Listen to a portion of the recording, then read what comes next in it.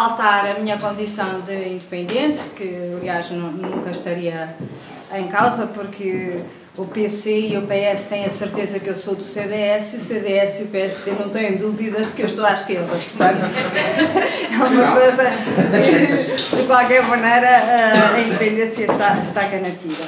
Mas eu, na altura, disse também ao Diogo, mas está preparado para o facto de Nuno Magalhães ir traçar o Estado da Nação e eu logo a seguir ir dizer outro completamente ao contrário.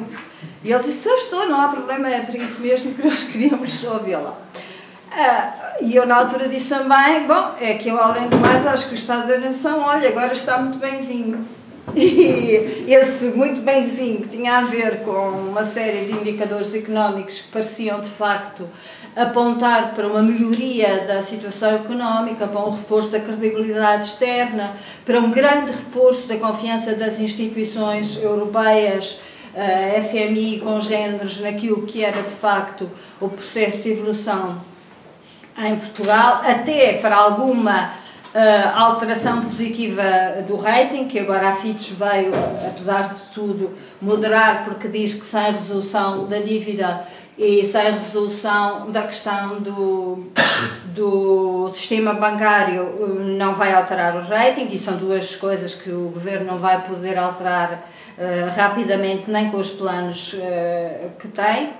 Mas, além de toda essa confluência, parecia viver-se um momento de apaziguamento político, ou seja, não havia os partidos que apoiam o governo, pareciam incapazes de fazer a menor crítica e os sindicatos continuavam caladinhos, arrumadinhos, bem comportadinhos, com umas vagas ondas de reivindicação que passavam na altura já pela anunciada greve dos juízes, médicos, enfim, alguns quadros, enfermeiros também, mas sobretudo quadros da administração pública que não estavam a ver as suas reivindicações cumpridas ao ritmo a que o Governo tinha prometido e que evidentemente iam cavalgar a onda do está-se a negociar o orçamento e, portanto, iam esbracejar imenso e, na véspera da convocação, retiravam a convocação. O Governo faria mais um discurso a dizer lá conseguimos chegar a um acordo e tudo pareceria navegar em boas águas. Até chegarmos às autárquicas, pelo menos, como dizia o Presidente da República, não é? Até chegarmos às autárquicas não haveria nenhum problema e como, enfim, o almoço era hoje, ainda estamos bastante longe das autárquicas, portanto tudo iria muito bem. Tudo aconteceu nos últimos dias à revelia daquilo que estava a acontecer. Não que os indicadores económicos tenham deteriorado mais do que este aviso da Fitch, mas o aviso da Fitch já é qualquer coisa. Mesmo em termos pesados da consolidação do sistema bancário, quer a consolidação da Caixa, quer o novo banco, têm evoluções, apesar de tudo, positivas.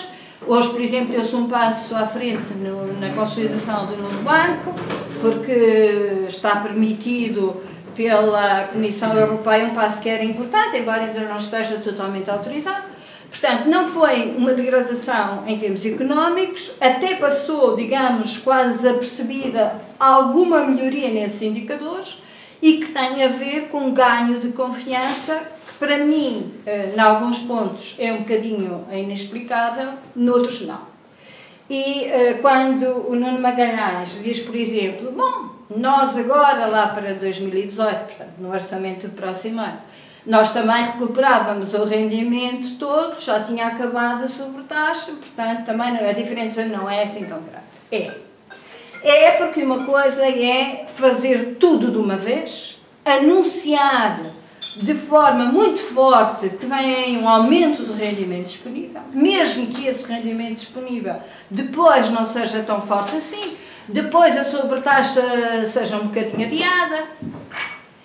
Mas é diferente essa perspectiva e, sobretudo, há alguma coisa que eu acho que é muito importante, de que os mídias não se esquecem e de que o CDS e o PSD rapidamente se esqueceram, que é um programa do Governo que agora já nem sei como classificar, porque não é o programa PAF, é aquele programa daquele governinho que caiu logo no dia em que nasceu, coitado, não é? Mas esse programa foi debatido e esse programa tinha linhas, talvez porque não foram pensadas com suficiente, enfim, tempo para as pensar. Eu acho que os dois partidos estavam em estado de choque, porque de facto tinham ganho as eleições. Eu tenho uma filha que pela primeira vez votou e disse que provavelmente nunca mais vai votar, porque tinham-lhe dito que o voto dela era muito importante. Ela, pelos vistos, embora seja secreto o voto, ela diz que votou nos partidos ganhadores. Naquela noite pensou que tinha ganho as eleições. E depois, no dia seguinte, disseram-lhe que perdeu. E, portanto, ela diz que de democracia percebe pouco e que se calhar não volta, de facto, a votar. Mas esse programa era um programa que transmitia rigorosamente os mesmos sinais da governação anterior. Ou seja, estava baseado no vamos continuar uma política que para nós está certa. E, portanto, não vamos agora virar a casaca, não vamos dizer coisas diferentes. É isto que nós acreditamos, é nisto em que as pessoas votaram, é isto que nós vamos fazer.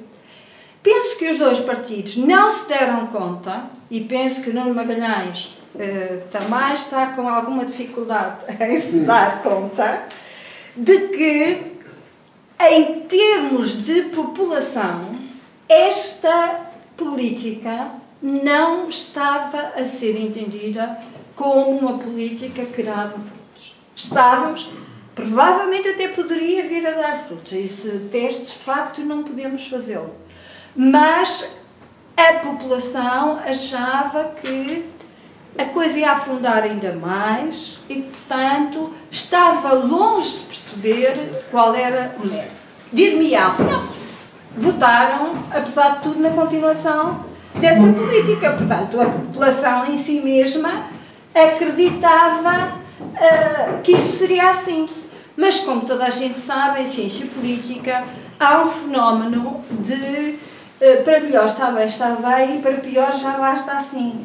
Ou seja, não foram os partidos da oposição, na altura, suficientemente convincentes, no sentido que nós tínhamos assistido àquela coisa terrível que foi uma deslealdade entre o Costa e o próprio Seguro, não é? Portanto, suficientemente convincentes para mostrar que para pior já basta assim. Ou seja, não estando provavelmente convictos de uma melhoria da situação com o governo que estava, não estavam suficientemente entusiasmados com a mudança proposta. E as críticas dos partidos que apoiavam o anterior governo, também vale a pena lembrar, iam neste sentido. E isso eu acho que é preciso não perder de vista no momento em que se debater o Estado da Nação, sobretudo para que não se descredibilizem os partidos que hoje estão na oposição. Porque é no sentido de os senhores são iguais ao Sócrates. Os senhores vão fazer uma política despesista. Isto vai ser uma desgraça. Vão investir outra vez, nem precisamos dizer noutra autoestrada, não é verdade? Se não vai à autoestrada, vai de aeroporto, se não vai de aeroporto, vão gastar noutra coisa qualquer. Vão, num instante, lançar-nos no descrédito absolutamente total com as instituições europeias. Os senhores não chegam sequer a aprovar um primeiro orçamento. E, não tarda, o diabo está aí. Eu devo confessar que, como comentadora, também, em certa medida, embora tenha sido provavelmente a única que tenha achado que este governo entre três partidos era possível, e tendo sido gozada pelo Henrique Monteiro nessa altura, como isso é preciso, não conheci mesmo nada do que é o PC para achar que essa possibilidade existe. Mas eu própria não estava convencida de que, de facto, todas as metas ali propostas fossem alcançadas. Embora achasse que o governo que estava na altura não devia ter criticado o programa macroeconómico apresentado por Centeno como uma coisa que não faz sentido nenhum, porque aquilo apontava para aquilo que ele de facto veio a fazer.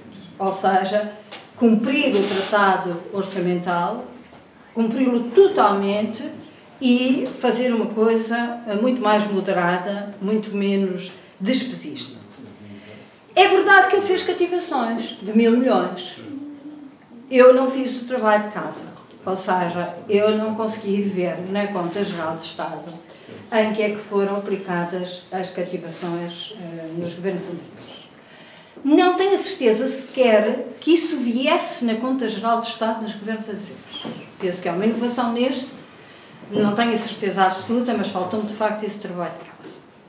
Porque cativações em volumes astronómicos, divididos em dotação orçamental, reserva orçamental e cativações, foram também praticadas por governos anteriores. Estes foram 1.000 milhões, mas eu lembro-me que entre dotação e reserva, em governos anteriores, eram mais de 800 milhões. E ainda não havia as cativações, que na altura ninguém ligava às cativações. As cativações eram 12%, era assim um número que era sempre comum aos orçamentos, e que normalmente eram todas ultrapassadas, ou seja, as dotações e as reservas ainda eram utilizadas, mas depois aquilo normalmente resvalava. Agora, com estas cativações, o governo socialista, ou troiquista, ou giragoncista, conseguiu fazer uma coisa que de facto era aquilo que se considerava responsável: cumprir o déficit pelo lado da despesa. Coisa que os governos anteriores prometiam, que agora não faziam. Portanto, criticar um governo que cumpre o déficit pelo lado das cativações, que é pelo lado da despesa e não da receita, pode trazer problemas a quem se bateu arduamente contra aquilo que era um panorama muito despesista. Portanto, já te critiquei o ponto do íamos no mesmo caminho, não íamos, portanto havia essa diferença. Seria o rendimento disposto, cativações, está a ir para além da Troika? Sim, eu acho que este governo está mesmo a ir para além da Troika. E aí acontece uma coisa que é muito incómoda para os partidos do governo anterior, que é estar a ir para além da Troika e ter o PC e o Bloco todos os dias a pedir contas e a dizer: os senhores estão a ir para além da Troika e nós temos aqui o caso da Dona Odete, que no centro de saúde não sei o quê, teve 25 dias à espera por uma consulta de não sei o quê. E ter o PC a dizer: os senhores estão a ir para além da Troika e nós vamos fazer uma grande manifestação em que vamos juntar tudo e bloquear Lisboa com os transportes. É uma coisa. Um governo que vai para além da Troika e é aplaudido pelos sindicatos, elogiado pela Mariana Mortágua e com uma ligeira torcedela de nariz, suportado pelo Jerónimo de Sousa, é uma coisa muito diferente. E é verdade que os meios de comunicação social têm tendência a ser um bocadinho mais de esquerda e um bocadinho mais liberais do que o cidadão médio. Isso, pelo menos, todos os estudos dos Estados Unidos provam isso, e eu acho que Portugal não foge à média. Mas os meios de comunicação social que estão privados de ampliar, dar voz àquilo que é a oposição da sociedade, quer venha dos partidos, quer venha dos lobbies, quer venha das ordens dos vários setores, dos sindicatos, é uma comunicação social que está muito mais limitada na crítica. E ou faz trabalhos de casa de formiguinha, não é? Em que vai, de facto, número a número, ver. Mas nem isso nos tem ajudado, desta vez, o Conselho de Finanças ou o tal. Porque, de facto, as coisas, vendo bem, do ponto de vista macroeconómico, há também aqui um fenómeno, que eu acho que é o fenómeno que o Dr. Miguel Carrilho dizia, que é: algumas mentiras em economia tornam-se verdade. Se houver confiança suficiente, para impor essas mentiras como verdades. E, de facto, o facto da recuperação dos rendimentos, o facto de o consumo vai aumentar, o facto dos empresários estarem a apostar, mesmo que seja única e exclusivamente para gastar os estoques que não estavam, nem sequer se repõe o estoque de capital, porque estes aumentos são muito grandes, porque a base era muito pequena, mas a economia em si nem sequer está a repor os níveis que tinha anteriormente, de modernidade, das máquinas, de tudo isso. Mas estas mentiras estão, pouco a pouco, a transformar-se em verdades. Porque as pessoas, para pior, já não podiam ir, não é verdade? E agora, mesmo sem votarem numa coisa que podia ir para pior, sentem-se que para melhor está bem, está bem. Ou seja, apesar de tudo, começam a achar, bom, outra vez a mesma coisa. Olha, para melhor está bem, está bem.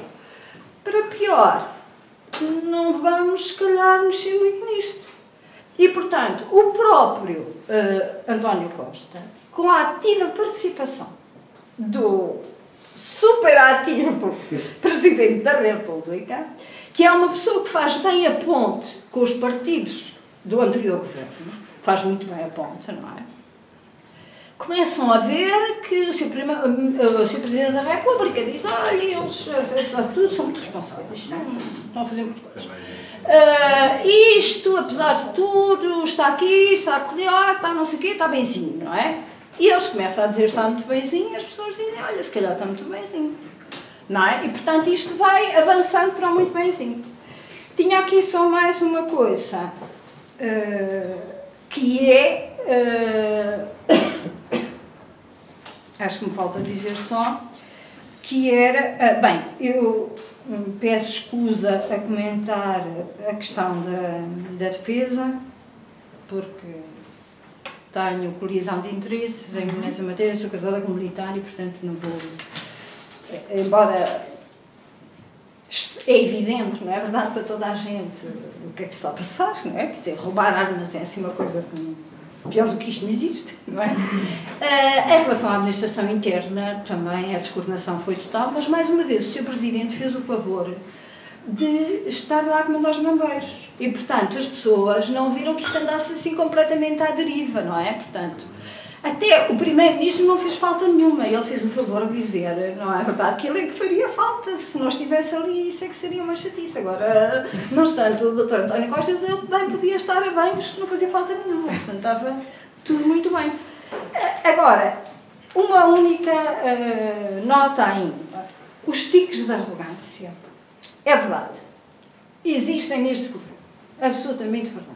E existem neste governo e já existiram em qualquer dos outros governos socialistas. É uma maçada, mas os governos socialistas têm esta mania de ser arrogantes. O único problema é que há um governo decente que também tinha tiques de arrogância. E que teve muitos tiques de arrogância entre a primeira fase e a segunda fase. Ou seja, na primeira fase do governo, o governo fechou-se numa espécie de casulo em que a sua verdade era uma verdade absoluta. E eu acho que não quis ouvir a própria sociedade. Aquelas pessoas que não eram inimigos do governo, mas que, por exemplo, alertavam para que a estrutura económica portuguesa não permitia aquilo que alguns estudos diziam que era uma renovação criativa da economia. Para haver essa renovação era preciso que a nossa estrutura não fosse tão microempresas, etc. E, portanto, havia um grande risco de afundar muito repentinamente e só renovar a estrutura muito lentamente. E, portanto, tinha que estar preparado, por exemplo, para aqueles 18% de desemprego que foram arrasadores. Portanto, essa seria a minha última nota, que é a passagem, ou seja, o luto pelo que este governo, que o antigo governo está, de certa forma, a fazer, também passa por uma mudança de atitude. Sem a menor dúvida, é o CDS que percebeu primeiro. muito antes do Partido Social Democrata. Infinitamente à frente, fazendo o que era absolutamente essencial.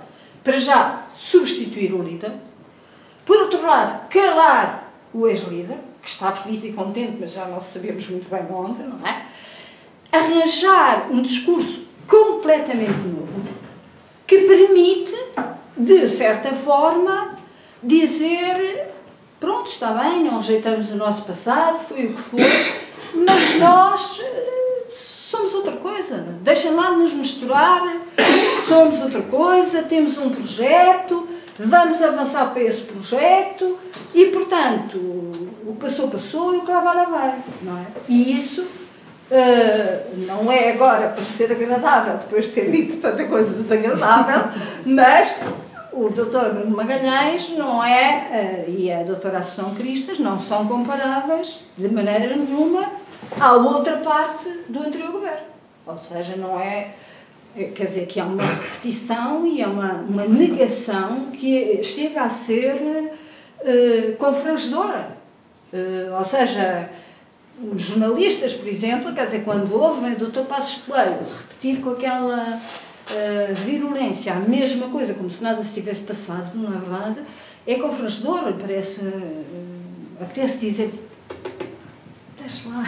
deixa lá isso, não é? Tenho uma proposta. Eu acho que o partido, o CDS descobriu isso tudo e também por isso não pode fazer um debate de Estado da Nação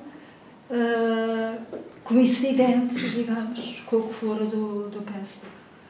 Tudo o que seja originalidade aqui, eu acho que é o melhor caminho. E já que eu cheguei aqui para comentar, como cidadã, pelo menos, na verdade, permitam-me, se for, não é essa a ideia, mas enfim, não é um conselho, mas é pelo menos uma nota que é evidente que toda esta degradação da situação política é importante, mas eu acredito que o Dr. António Costa, conhecendo como já o conhecemos, vai chegar na quarta-feira e tirar dos seus calções de banho um pequeno coelhinho. Não sei qual é o coelhinho, mas o coelhinho vai ser posto a correr, não é? E pode haver uma destruição desta argumentação muito política. Pelo que uma nova proposta em termos, enfim, económicos, de futuro, de preparação do orçamento, eu acho que pode também ser uma boa aposta. E peço desculpa.